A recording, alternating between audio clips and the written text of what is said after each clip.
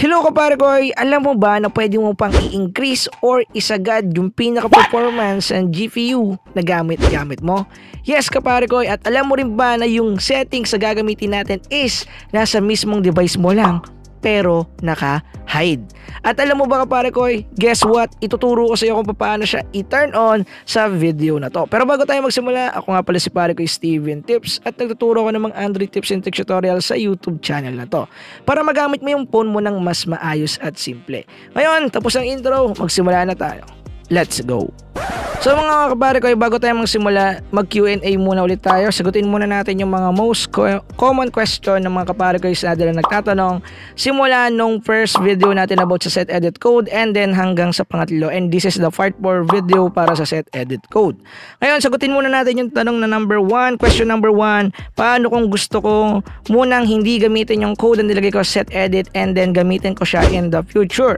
So marahil yung mga tanong na ganito is nagtaka sila, wait lang kapare ko, bakit meron laging catch na magkakaroon ng mabilis sa pag-drain ng battery? Kasi nga kapare ko, kagaya ng sinabi ko, if gagamit ka ng mga enhancement sa phone mo, natural na may stress yung port ng phone. Halimbawa yung GPU acceleration, mas kakain siya ng mas maraming power or processing power, and then mas malakas yung consume niya ng ating battery. That's the reason why mabilis mag-drain. At kung yung tanong mo kung hindi mo siya gagamitin agad, ang pwede mong gawin kapare ko, kaya ako nga pinapadownload yung code, is for backup and future purposes. So, halimbawa, nagamit mo yung code, nagustuhan mo siya, nagamit mo yung feature, nagustuhan mo siya, and then ang gusto mong gawin is hindi mo na siya gamitin kasi nga mabilis madrain yung battery mo, or kaya medyo ang gagawin mo lang is moderate, like magsa-social media ka lang, manonood ka lang ng video.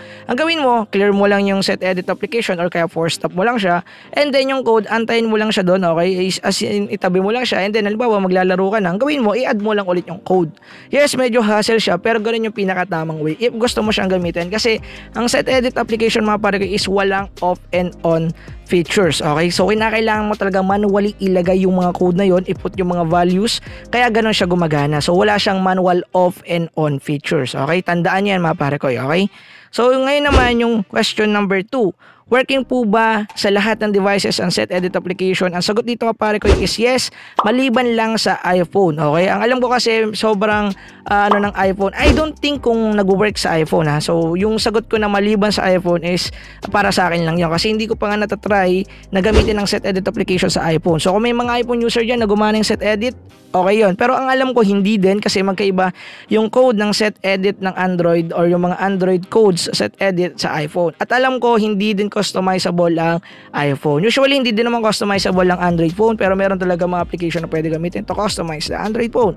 Okay, medyo mas flexible kasi ang Android kaysa sa iPhone. Okay, mas secured kasi ang iPhone. Ayun yung pinaka madaling explanation about doon. Yung question number 3, wala po ba yung code na nilagay set edit once na mag-OS update or kaya magkaroon ng system update sa device? Ang sagot dyan is hindi. Okay, hindi siya mawawala kasi nga ang gagaya na sinasabi ko, kapag nagkakaroon ng OS update or kaya mag-version update ka from OS 9 to OS 10 or OS 10 to OS 11, ang mangyayari dyan kapare ko is may stored pa rin yan. So wala namang naging issue na once na nag-update ka to another OS ng Android device mo is nawawalan sila ng data doon sa mga application. So ibig sabihin, walang pwedeng maging reason para mawala yung mismong code na nilagay mo doon. Pero kung magkakaroon man ng ganung possibilities, pwede mo namang i-re-add na lang ulit. So pwede mo naman i-check kung mawala or hindi. Okay, ganun lang yung sagot. Anyway, ngayon magsimula na tayo. So mga pare ko, explanation aside, ngayon, ang kailangan natin gawin is i-download yung set edit application and syempre yung set edit code. Let's assume na meron na tayong set edit application na naka-install sa ating devices, at yung link nga pala ng mga needed is ilalagay ko sa description. Para sa akin mga pare ko, mas required ko na mag-i-download na lang ninyo mismo yung file kaysa i-copy and paste na lang ninyo. Okay, para mas madali and then for future purposes din. Anyway, open nyo lang yung set edit application and then pumunta lang tayo sa ating mismong code, which is yung tinutukoy kong code ay ito. Yung code na ito mga pare ko ay makikita nyo rin sa ating description. Pwede nyo siyang i-copy and paste or kaya i-download na lang ninyo mga kapare ko yung mismong code file natin. So by the way, ang kinakailangan nyong gawin is just copy and paste lang. Kung ano yung makikita ninyo dito mga kapare ko na parang naka-quote, yun yung value mismo ng code na yon. So halimbawa ganito lang siya mag-add. Punta lang tayo dito, just copy the debug.enable tr Copy nyo lang yan and then punta tayo ngayon sa ating set edit. Make sure na nasa system table tayo mga pare ko. Hindi tayo lilipat, hindi tayo pupunta ng Android properties, global table or secure table, just system table lang for experimental. Okay? So para nga makakonect sa global table ulit, kagaya na sinabi ko, need nyong kumonect sa ADM server. So click nyo lang yung add new settings and then i-paste nyo lang dito yung features na kinapin natin or yung code na kinapin natin and then save changes. Ilagay nyo lang yung value nya which is true yung nakalagay doon. As you can see, yung makikita natin ditong value nya is true. Just click it and then save changes. So dito mga pare ko, medyo ko na siya, ipapass forward kasi alam na naman ninyo kung paano mag-add ng settings and then maglagay ng value. And then ang gagawin natin mga pare ko is fast forward na lang para hindi kayo mahirapan at matagalan sa panonood ng video.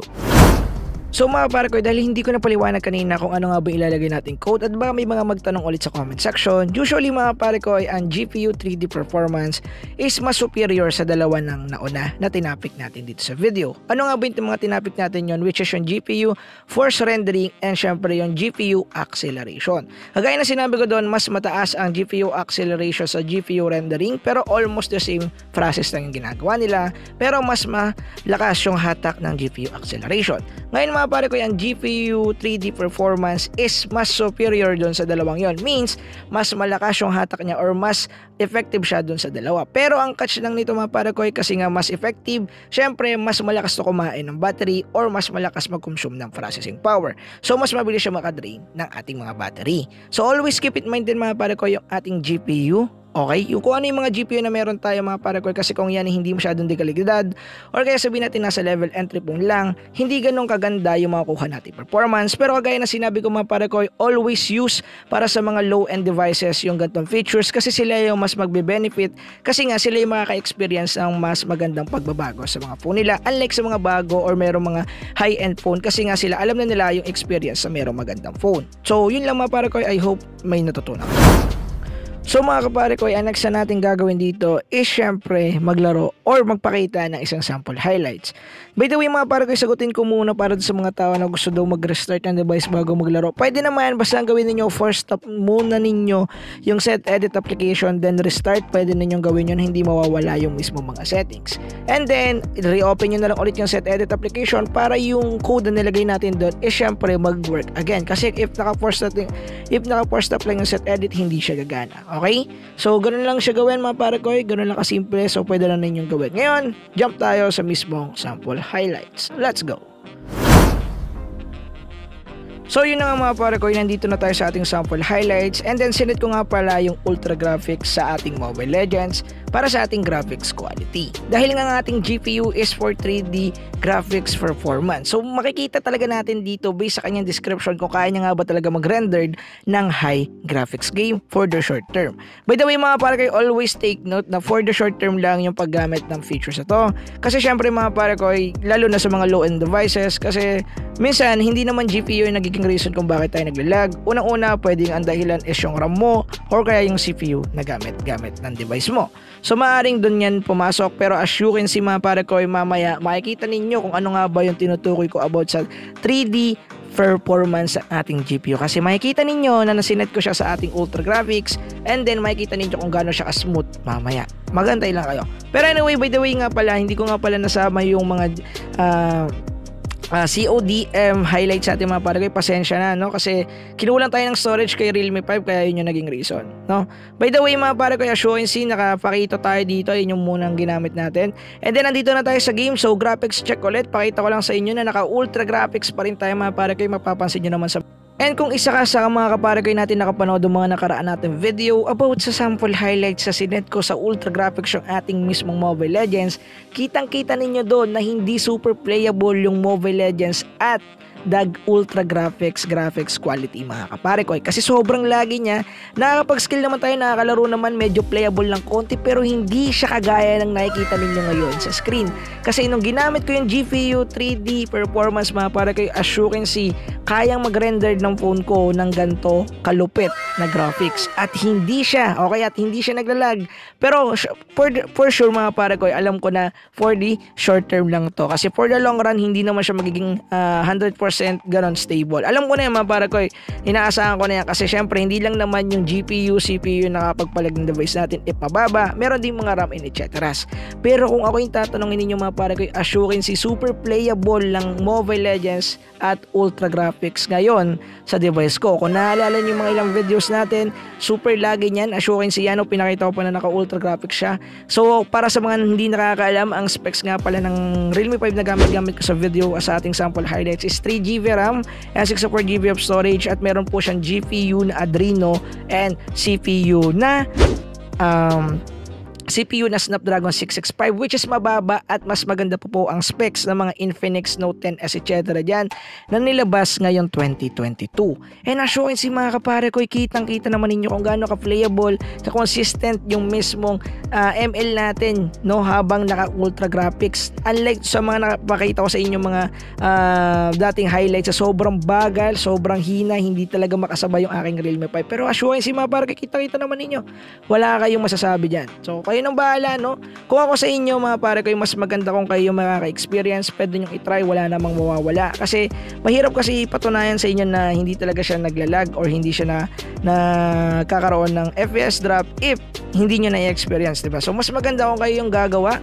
And then kung pag gumana sa inyo, nakatulong sa inyo, huwag nyo kakalimutan i-hit yung like ng video, ng mismong video na to, hit yung like nya. And syempre, i-share to sa mga tropa, relatives na kakilala ninyo na need ng gantong tutorial. And syempre, kung gusto nyo matuto ng mga Android tips and tutorial, huwag nyo kakalimutan mag-subscribe kay pare ko Steven Tips. So dito ko na rin tatapusin yung video mga pare ko. Yun lang. Peace out. Let's go. Love you all.